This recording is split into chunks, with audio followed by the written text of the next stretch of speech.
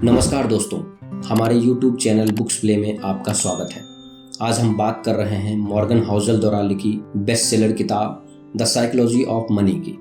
Morgan Housel एक award winning author और स्तंभकार है। मॉर्गन हाउसल की लिखी गई किताब द साइकोलॉजी ऑफ मनी एक ऐसी किताब है जिसमें हमें धन के मनोविज्ञान के बारे में बताया गया है, जिसमें बताया गया है कि हर व्यक्ति का धन के प्रति अपना अपना नजरिया होता है।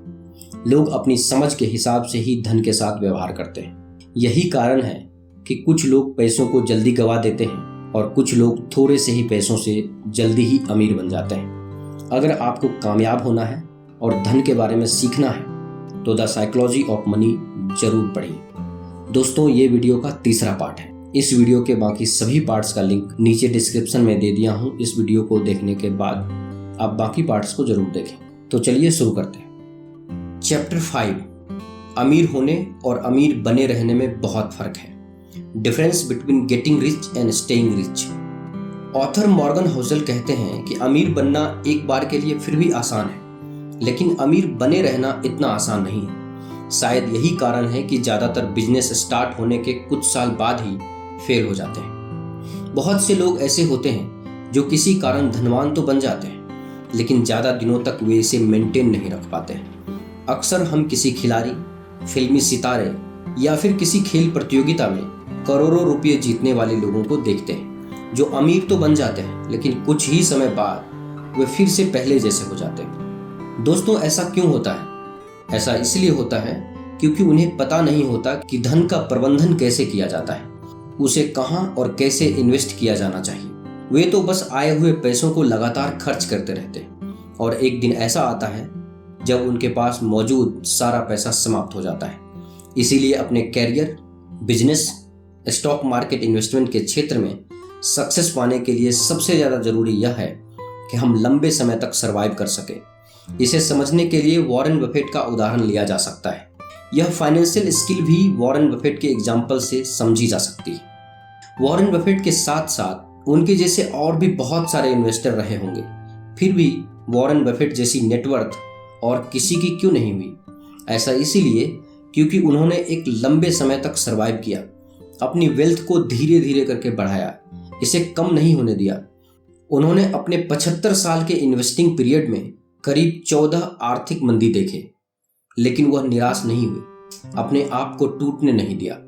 चाहे उसके लिए उन्हें कितनी ही फायदे का सौदा छोड़नी पड़े, पर रजत गुप्ता की तरह अपनी रेपुटेशन पर कभी आंच नहीं आने दी। उनकी जो सबसे बड़ी बिजनेस स्ट्रेटजी रही वह उनका अपना और अपनी वेल्थ का सर्वाइवल ही था। बस इसी सर्वाइवल ने उन्हें वह समय दिया जो दूसरे लोगों को नहीं मिला। उसी समय ने अपना जादू दिखाया। फिर कंपाउंडिंग नामक फार्मूला से उनकी नेटवर्थ इतनी जबरदस्त हो गई। Chapter 6, tails you win. Tails, आप जीत गए। दोस्तों, अगर आप एक सिक्का उछालते हैं तो यह जरूरी नहीं कि आप पहली बार में ही जीत जाए, लेकिन इस बात की पूरी संभावना है कि अगर आप सिक्के को बार बार उछालोगे तो इस बात की संभावना है कि आप जीत जाएं। उसी प्रकार यदि आप किसी एक कार्य या बिजनेस में एक बार फेल हो जाते हैं तो डरने की बजाय बार बार प्रयास करो, एक दिन जरूर सफलता मिलेगी। दोस्तों, लॉन्ग टर्म इन्वेस्टमेंट का आपके रिटर्न्स पर बहुत प्रभाव पड़ता है, लेकिन यह जानना बिल्कुल भी इम्पॉसिबल है कि कौन सा इन्वेस्टमेंट लंबे समय के लिए सबसे अच्छा रिटर्न देगा। कोई भी इंसान हमेशा सही डिसीजन नहीं ले सकता है और एक अच्छा इन्वेस्टर बनने के लिए आपको 10 में से सिर्फ 6 बार ही सही होने की आवश्यकता है। अब हम एक इन्वेस्टमेंट मॉडल के बारे में बात करेंगे। अगर एक इन्वेस्टर 100 कंपनियों में इन्वेस्ट करता है तो वो 80% फेलियर का अंदाजा लगा रहे होते हैं। अगर स्टॉक मार्केट में विनर्स और लूजर्स के हिस्सेदारी पर विचार करें तो ज़्यादातर पब्लिक कंपनीज फेल हो जाती है। कुछ ही ठीक ठाक परफॉर्म कर पाती है और कुछ होती है जो बहुत अच्छे रिटर्न दे जाती है। यानी कि दोस्तों, असफलता भी सफलता का ही एक हिस्सा है। इसे एक और उदाहरण से समझाया जाए तो वॉल्ट डिज्नी के शुरुआती दिन बहुत ही मुश्किल थे और सन 1930 तक उन्होंने 400 से भी ज़्यादा कार्टून बनाए थे, लेकिन उनमें से कोई भी ज़्यादा सफल नहीं रहा और इसके वजह से वॉल्ट डिज्नी का स्टूडियो बैंकरप्ट हो गया। लेकिन यह सब कुछ बदल गया जब वॉल्ट डिज्नी ने स्नो वाइट एंड 7 डॉट्स को रिलीज किया।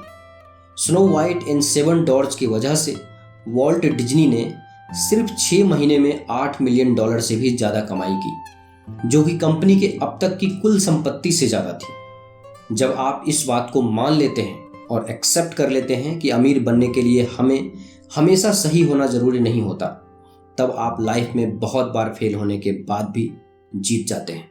जब आप स्वीकार करते हैं कि टेल ही बिजनेस, इन्वेस्टमेंट और फाइनेंस में हर चीज़ को चलाती है, तो आप ये समझते हैं कि बहुत सारी चीज़ें गलत जाएंगी, टूटेंगी, फेल भी होंगी, फिर भी आप सफल हो सकते हैं, क्योंकि ये बिल्कुल नॉर्मल है। चैप्टर 7, फ्रीडम, स्वतंत्रता। दोस्तों, वेल्थ की सबसे अच्छी फॉर्म वो है जिसमें आप जो करना चाहें वो कर सकें। Angus Campbell university of Michigan में एक साइकोलॉजिस्ट थे। उन्होंने यह जानने के लिए एक रिसर्च किया कि वो कौन सी चीज़ है जो लोगों को असली खुशी देती है। उन्होंने अपनी रिसर्च में पाया कि यूँ तो हर कोई अलग अलग चीज़ें चाहता है, लेकिन एक चीज़ सब में कॉमन थी, और वो है अपनी लाइफ के ऊपर आपका पूरा कंट्रोल होना। खुश रहने के लिए आपको आपके लाइफ के ऊपर पूरा कंट्रोल होना अच्छी सैलरी, बड़ा घर और एक अच्छी जॉब से भी ज़्यादा इम्पोर्टेंट है। जब आप कोई ऐसा काम करते हैं जो आप नहीं करना चाहते हैं, तो जाहिर सी बात है कि आप उस काम से नफरत करते हैं। लेकिन अगर आप अपना मनपसंद काम ऐसे वातावरण में करते हैं जिस पर आपका कंट्रोल ना हो, तब भी आप इस काम से नफरत करने लग जाएंगे। क्योंकि अमेरिकन सोशियोलॉजिस्ट कार्ल पिल्मर ने हजारों बुजुर्गों का इंटरव्यू लिया और उनसे पूछा कि अपनी पूरी जिंदगी में कौन से ऐसे महत्वपूर्ण लेसन सीखे, तो उनमें से लगभग सभी ने हार्डवर्क करने और ज़्यादा पैसे कमाने पर ज़्यादा जोर नहीं दिया, बल्कि उन्होंने अच्छे दोस्त बनाने और अपनी परिवार के साथ क्वालिटी टाइम बिताने की बात कही। Chapter 8, man in the car paradox, car विरोधाभास में आदमी। दोस्तों, जब आप किसी को कोई अच्छा कार चलाते हुए देखते हैं तो आपके दिमाग में यह बातें नहीं आती कि वाह, इस गाड़ी का मालिक कितना अच्छा है, कितना अमीर है, बल्कि आपके दिमाग में सबसे पहले यह बात आती है कि काश यह गाड़ी मेरे पास होती तो लोग मुझे अमीर और बहुत अच्छा आदमी समझते। यहाँ मुश्किल यह है कि आपको लगता है कि आपके पास अच्छी और महंगी चीज़ें होंगी तो लोग आपकी तारीफ करेंगे, बल्कि जब आप दूसरों की जगह पर खुद को रख कर देखेंगे तो आप खुद ऑनर की तारीफ नहीं करेंगे। हम सभी इंसानों की ऐसी ही सोच होती है कि अगर हम अमीर होंगे तो लोग हमारी तारीफ करेंगे और हमें ज़्यादा पसंद करेंगे। लेकिन सच यह है कि दूसरे लोग आपको आपके अमीरी के आधार पर आपको पसंद नहीं करते, बल्कि आपकी अमीरी को एक बेंचमार्क बनाकर खुद ये सोचते हैं कि वो भी आपके जैसे अमीर होते तो लोग भी उनकी तारीफ करते और उन्हें ज़्यादा पसंद करते। दोस्तों, विनम्रता, दयालुता और सहानुभूति एक ऐसी चीज़ है जो धन के मुकाबले लोगों की नज़रों में आपको ज़्यादा पसंदीदा और ज़्यादा रिस्पेक्टेड बनाती है। Chapter 9, wealth is what you don't see, संपत्ति वो है जो नज़र नहीं आती। इस अध्याय में धन की पारंपरिक धारणाओं को चुनौती देते हुए लेखक मौद्रिक मूल्य से परे हमारी समझ को विस्तृत करते हैं। उनका तर्क है कि सच्चा धन भौतिक संपत्ति और वित्तीय आंकड़ों से परे है, जिसमें स्वतंत्रता, रिश्ते और उद्देश्य की भावना जैसे तत्व शामिल हैं। ज़्यादातर लोग जो महंगी और फैंसी कार चलाते हैं वो एक्चुअल में अमीर नहीं होते, बल्कि वे ज़्यादातर अपना पैसा अपनी महंगी गाड़ी पर खर्च कर देते हैं। और एक महंगी कार यह बताती है कि ऐसे लोगों को पैसे की समझ बिल्कुल भी नहीं होती। हम इंसान अक्सर बाहरी जानकारी के आधार पर दूसरे लोगों को जज करते हैं, जैसे कि कोई कौन सी गाड़ी चलाता है और कैसे घर में रहता है और किस तरह के कपड़े पहनता है। लेकिन वास्तव में असली वेल्थ अदृश्य या अनसीएबल होती है। ये ऐसे एसेट्स होते हैं जिन्हें बाहरी दिखावटी चीज़ों में नहीं बदला जाता है। अमीर होना सिर्फ आपके वर्तमान आय को दर्शाता है, वहीं धनवान होने का मतलब है आपकी वर्तमान सेविंग्स और इन्वेस्टमेंट इतनी है कि बाद में भी आप बिना किसी परेशानी के अपने पैसे खर्च कर सकते हैं। अमीर होने का मतलब यह नहीं है कि आप धनवान भी हैं। वेल्थ छुपी हुई होती है। वेल्थ वो इनकम है जिसे सेव किया जाता है, न कि खर्च। वेल्थ का होना आपके जीवन में विकल्प का होना है, फ्लेक्सिबिलिटी का होना है और विकास का होना है। वेल्थ का मतलब है वो खरीदने में सक्षम होना जिसकी आपको जरूरत है।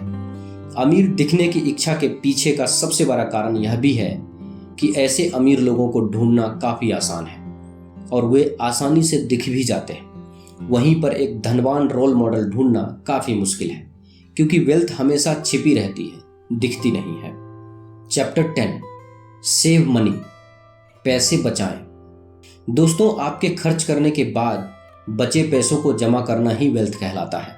वेल्थ को इकट्ठा करने के लिए आपको ज़्यादा इनकम की ज़रूरत नहीं है, बल्कि आपको अच्छी बचत की ज़रूरत है। आपकी वेल्थ की वैल्यू आपके ज़रूरतों और इच्छा पर निर्भर करती है। दोस्तों, आपकी सेविंग्स आपके इनकम और आपके ईगो के बीच का गैप है। आपकी पैसे बचाने का सबसे अच्छा तरीका आपकी इनकम को बढ़ाना नहीं है, बल्कि अपनी विनम्रता को बढ़ाना है। अगर आप अपनी इच्छाओं को कम करेंगे तो आप कम खर्चा करेंगे, जिससे आपकी बचत बढ़ेगी। आप अपनी इच्छाओं को तभी कम कर सकते हैं जब आप इस बात पर ज़्यादा ध्यान ना दें कि लोग आपके बारे में क्या सोचते हैं। पैसा बचाने के लिए आपको किसी कारण की ज़रूरत नहीं है। बिना किसी गोल के सेविंग करना आपको लंबे समय तक फ्लेक्सिबिलिटी देता है और आपके पास हर चीज़ के लिए ज़्यादा विकल्प होते हैं। फ्लेक्सिबिलिटी आपको एक कम्पिटिटिव एडवांटेज यानी कि फ़ायदा देता है, जिसका मतलब है आप किसी अच्छी जॉब का वेट कर सकते हैं या कोई नई स्किल्स को सीखने के लिए टाइम निकाल सकते हैं। आपकी बचत का मूल्य आपकी आय या इन्वेस्टमेंट रिटर्न से भी ज़्यादा महत्वपूर्ण है। समाज के लोग आपके बारे में क्या सोचते हैं और क्या महसूस करते हैं, इसके बारे में कभी चिंता न करें। अपने समय के ऊपर नियंत्रण होना और जीवन में विकल्प होना दुनिया की सबसे मूल्यवान मुद्रा है। चैप्टर 11, रीजनेबल रैशनल, तर्क संगत से अच्छा उचित। दोस्तों, फाइनेंशियल डिसीजंस लेते समय बिल्कुल तर्क संगत होकर ना रहें, उचित रहने का लक्ष्य रखें। आप एक रोबोट नहीं हैं, एक इंसान हैं, इसीलिए आपसे गलतियां होना आम बात है। आप पूरी तरह तर्कसंगत होकर अपने फाइनेंशियल डिसीजन नहीं ले सकते। आपको तर्कसंगत से ज़्यादा उचित होने पर ध्यान देना चाहिए, और यह ज़्यादा वास्तविक भी है और लॉन्ग टर्म में आपके अमीर बनने के अवसरों को भी बढ़ाता है। चैप्टर 12, यू विल चेंज, आप बदल जाएंगे। दोस्तों, इस अध्याय में लेखक कहते हैं कि हम खुद के भविष्य के एक बहुत बुरे भविष्यवक्ता होते हैं। हमारी अभी की ज़रूरतें और चाहतें वो नहीं होती है जो हमारे भविष्य की ज़रूरतें और चाहतें होंगी। लॉन्ग टर्म के लिए सोच पाना और इफेक्टिवली डिसीजन ले पाना बहुत मुश्किल होता है। इस सच्चाई को स्वीकार करें कि एक इंसान बदलाव होने के लिए ही बना है। आज जो आपके लिए मायने रखता है, हो सकता है आने वाले 10 साल में उसका कोई मतलब ही नहीं रहे। पैसों के साथ जुड़ी हुई कई चीज़ों के लिए यह जानना आवश्यक है कि उसकी कीमत क्या है और उसे चुकाने के लिए तैयार रहना है। सफल इन्वेस्टिंग एक कीमत मांगती है, लेकिन इसकी करेंसी डॉलर या सेंट नहीं होती। यह होती है स्थिरता, डर, शंका, अनिश्चितता और पछतावा। ये सारी चीज़ों को अनदेखा करना आसान है जब तक कि हम असली में इन्हें फेस नहीं कर लेते। बहुत कम लोगों में ये कहने का स्वभाव होता है कि ठीक है, अगर मैं अपना 20% पैसे गंवा भी देता हूँ तब भी मैं ठीक हूँ। लेकिन अगर आप अस्थिरता को एक कीमत की तरह देखने लगते हैं तो चीज़ें अलग दिखती हैं। जब आप लॉन्ग टर्म में इन्वेस्ट करते हैं तो आपको शॉर्ट टर्म में मार्केट के उतार चढ़ाव को स्वीकार करने के लिए भी तैयार रहना पड़ता है। चैप्टर 13, आप और मैं, यू एंड मी। दोस्तों, अमीर बनने के लिए एक और नियम यह है कि यह आप अकेले नहीं कर सकते, अर्थात कभी न कभी इसके लिए आपको दूसरों की मदद लेनी ही होगी।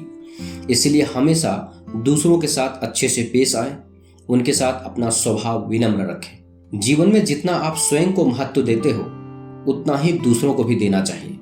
यदि आपको अपने बिजनेस, व्यापार या अन्य कार्य में सफल होना है तो दूसरों का सम्मान जरूर करें। Chapter 14, the seduction of pessimism, निराशावाद का प्रलोभन। दोस्तों, नकारात्मक विचार सकारात्मक विचार से ज़्यादा आम ही नहीं, बल्कि ये उससे ज़्यादा स्मार्ट भी लगता है।